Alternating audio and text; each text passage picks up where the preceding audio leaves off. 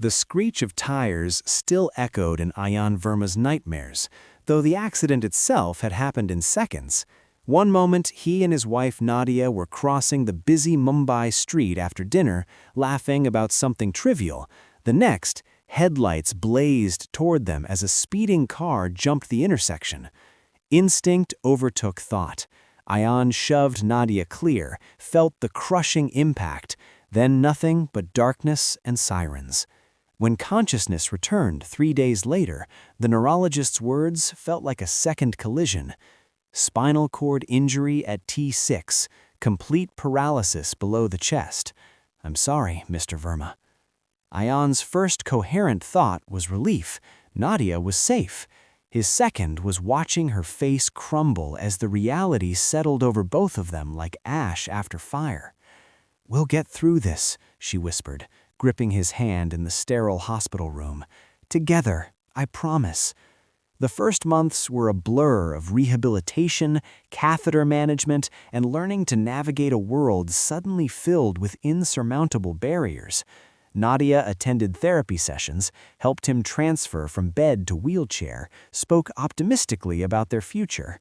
But Ayan noticed the changes, the way her smile no longer reached her eyes, how she lingered longer at her office job, returning home later each week, the growing silence between them that used to be filled with plans and laughter. "I'm trying," she said one evening, when he gently confronted her exhaustion. "I really am, Ayan. It's just, this isn't what I signed up for." The honesty cut deeper than the accident ever had. Then came Vikram Kapoor, wealthy, charming, one of the senior partners at Nadia's firm. Ayan first heard the name during a phone call Nadia took in the other room, her voice lighter than it had been in months. "Just a colleague," she said when questioned, but her defensiveness betrayed her. 3 months after the accident, Nadia stopped wearing her wedding ring. She claimed it needed resizing. 4 months in, she started working weekends. By month 5, Ayan found hotel receipts in her purse while searching for his medication. When he confronted her, Nadia didn't deny it. She cried, apologized, explained how Vikram made her feel alive again, made her feel like something other than a caregiver. "I can't do this anymore, Ayan. I'm drowning. Vikram offers me a life where I don't have to struggle every single day." The divorce papers arrived the following week. The apartment felt cavernous after Nadia left. Ayan spent the first week staring at the ceiling, replaying every moment, the accident, her promises, the slow erosion of their marriage. His parents urged him to move back home to Delhi, but pride and stubbornness kept him in Mumbai. Depression settled over him like fog. Some mornings he couldn't find a reason to transfer from bed to wheelchair, his phone filled with concerned messages from friends he couldn't bring himself to answer. Then came the night he hit bottom. Ayan rolled to the kitchen at 2 a.m., retrieved the bottle of sleeping pills prescribed for his insomnia, and counted them. Enough. The wheelchair suddenly felt like a prison cell, his body a betrayal he'd never escape. He held the bottle for an hour, crying silently in the darkness. What stopped him wasn't hope, it was anger. Not at Nadia, surprisingly, but at the situation, at the unfairness, at the world that saw him as broken when his mind still burned with ideas, plans, capabilities. "Screw this," he whispered, throwing the bottle across the room. If he was going to survive, he needed purpose beyond survival. Ayan had been a software engineer before the accident, specializing in user interface design. As dawn broke, an idea crystallized. Most accessibility technology was designed by able-bodied people making assumptions about disability needs. What if he designed solutions from lived experience?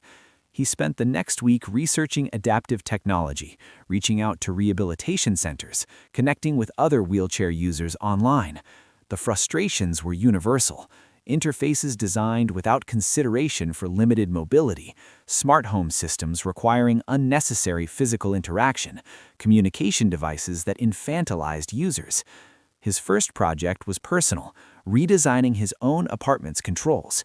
He created voice-activated systems integrated with gesture recognition, allowing him to manage lighting, temperature, locks, and appliances through simple head movements and commands when speech was difficult. The breakthrough came when his physical therapist, Dr. Rohan Mehta, saw the system.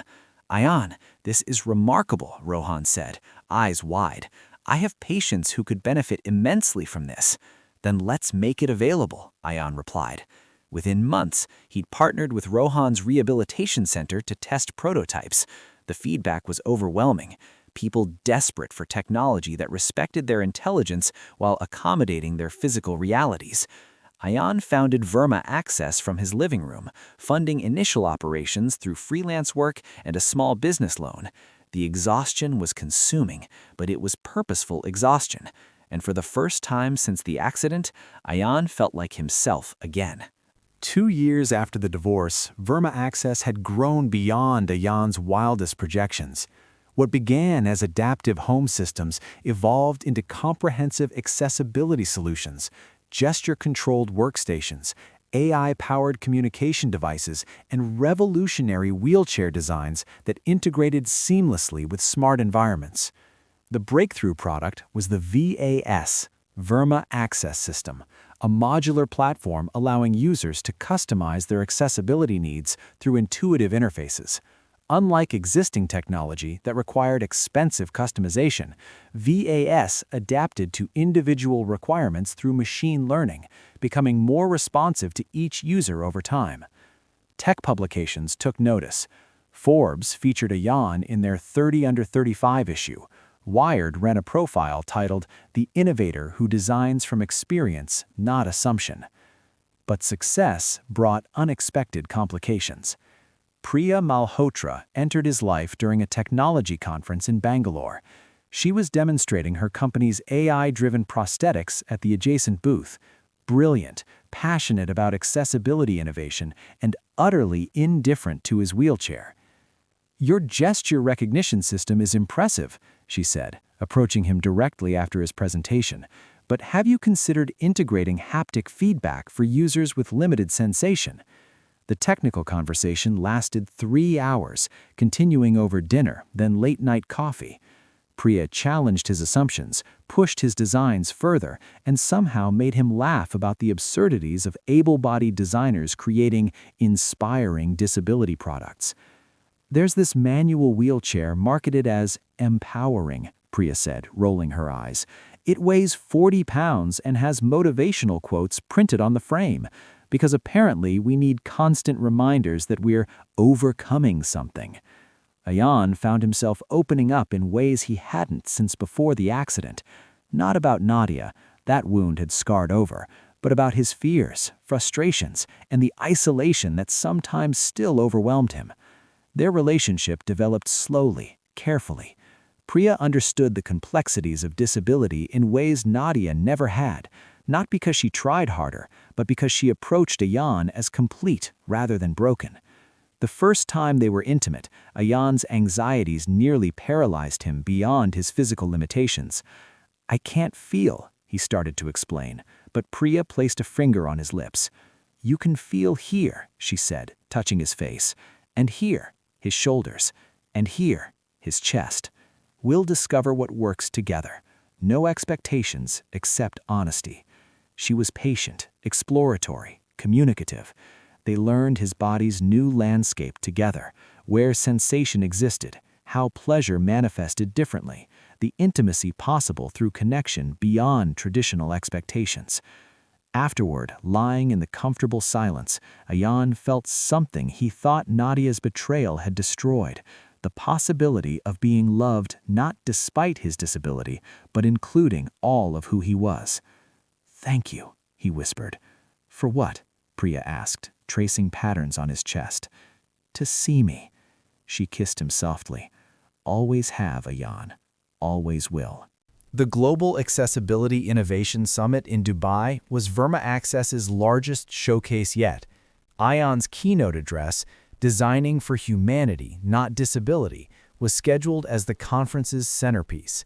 Tech leaders, healthcare innovators, and policymakers from 40 countries were attending. Ion rolled onto the stage to standing applause, his confidence a striking contrast to the broken man who'd contemplated ending everything 3 years earlier. 20 minutes into his presentation, he noticed her. Nadia sat in the third row, wearing an elegant dress he didn't recognize, her expression unreadable. Beside her sat Vikram Kapoor, looking every bit the successful executive Nadia had chosen over her paralyzed husband. Ion's voice caught for only a second before he continued, his presentation smooth despite the earthquake in his chest.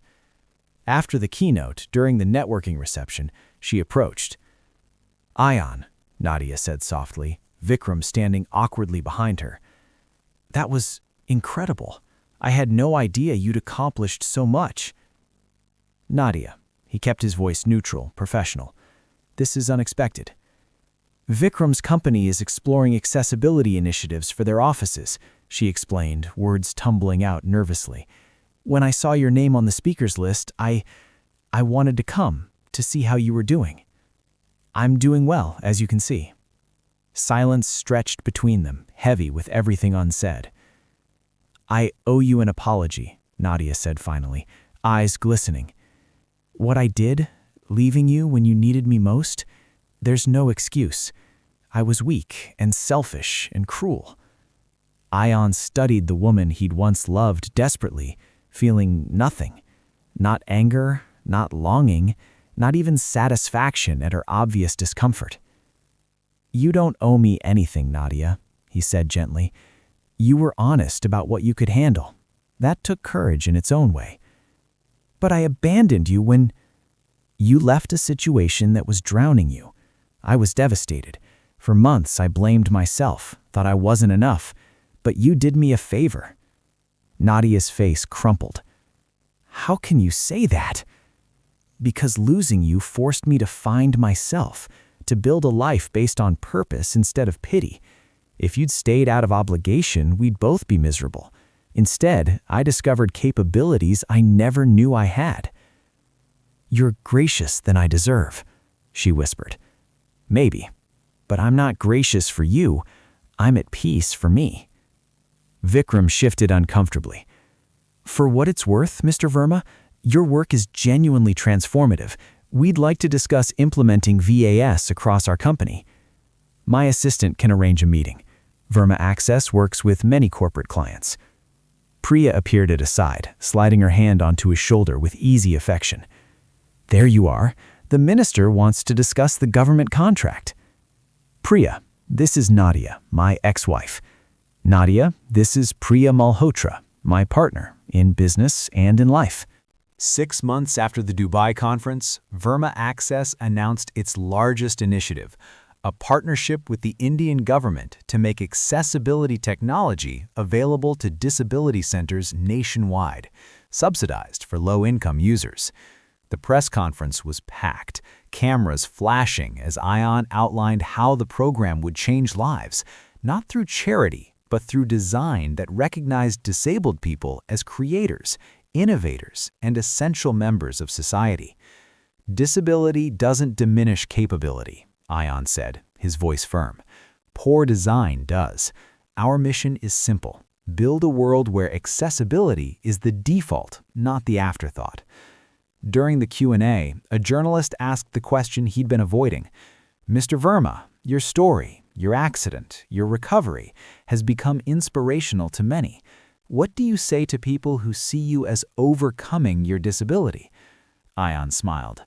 "I'd say they're asking the wrong question. I'm not overcoming my disability.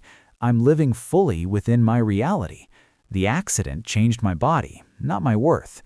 Society's barriers were always the real disability. I'm just building better doors." The answer went viral, reshaping conversations about disability representation worldwide. That evening, Ion and Priya stood on their apartment balcony, the Mumbai skyline glittering before them. "Do you ever think about how different things might be if the accident never happened?" Priya asked, leaning against him. "Sometimes," Ion admitted, "but I can't regret the path that led here, to this work, to you. Even with everything you lost, I didn't lose anything that mattered. Nadia loved who I was, not who I am. There's a difference. What I have now, this purpose, this partnership with you, it's real in ways my old life never was." Priya turned to face him, cupping his face in her hands. "You know what shocked everyone? Not your success, though that's remarkable. What shocked them is that you refused to be defined by betrayal or limitation. You chose growth over bitterness. What was the alternative? Drowning in anger? Most people would have. I might have." Ion pulled her close, feeling the steady rhythm of her heartbeat against his chest, in the areas where sensation remained vivid and precious. "I almost did," he confessed quietly. "There was a night, early on, when I nearly gave up, but I realized something. Nadia didn't leave a broken man. She left a man in transition. The person I became after she left, he's stronger, more purposeful, more genuine than who I was before. And infinitely more attractive," Priya teased, kissing him softly. "That too," he laughed. As they moved inside, Ion glanced back at the city, millions of lives intersecting, each person carrying invisible struggles and silent triumphs. His phone buzzed, a message from Dr. Rohan. "Just fitted a teenager with VAS. She cried because it's the first technology that treated her like a person, not a patient.